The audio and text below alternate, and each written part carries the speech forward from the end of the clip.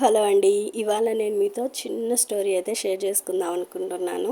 అదేంటంటే, అనగనగా ఒక ఊరిలో ఒక కాకి ఉందన్నమాట. అది తన స్నేహితులతో ఎంతో చక్కగా ఆనందంగా తిరుగుతూ ఉండేదన్నమాట.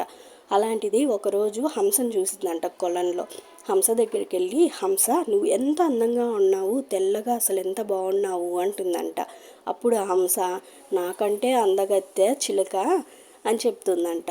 అప్పుడు చిలక దగ్గరికి వెళ్ళేసి, అవును చిలక, నువ్వు ఇంకా ఎంత ముద్దుగా ఉన్నావు, నీలో రెండు రంగులు ఉన్నాయి, చాలా ముద్దుగా ఉన్నావు అని చెప్తుందంట.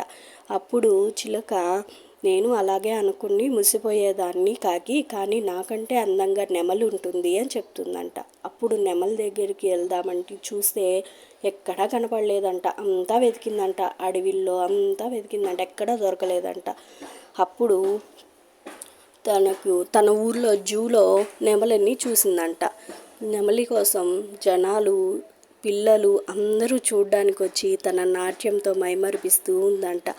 అప్పుడు కాకి నెమలి దగ్గరికి వెళ్ళి, నెమలి, నువ్వు నిజంగా ఎంత అదృష్టవంతురాలివి, నువ్వు ఎంత అందంగా ఉన్నావు, ఎన్ని రంగులు ఉన్నాయి నీలో, అందరూ నిన్ను చూసి ఆనందిస్తున్నారు అని చెప్పి అడుగుతుందంట. అప్పుడు నెమలి, నిజమేను, నా అందమే నాకు శాపమైంది, నన్ను ఇలా జూలో పెట్టేశారు, బయట ఉన్నంతకాలం వేటగాళ్ళతో భయపడ్డాను, కానీ తీరా తీసుకొచ్చి మళ్ళీ జూలో పెట్టారు, అందుకని నాకంటే స్వేచ్ఛాజీవి నువ్వే కాకి, నీ జీవితాన్ని హాయిగా గడుపుకో అని చెప్పి చెప్తుందంట. నిజంగా భలే ఉంది కదండి.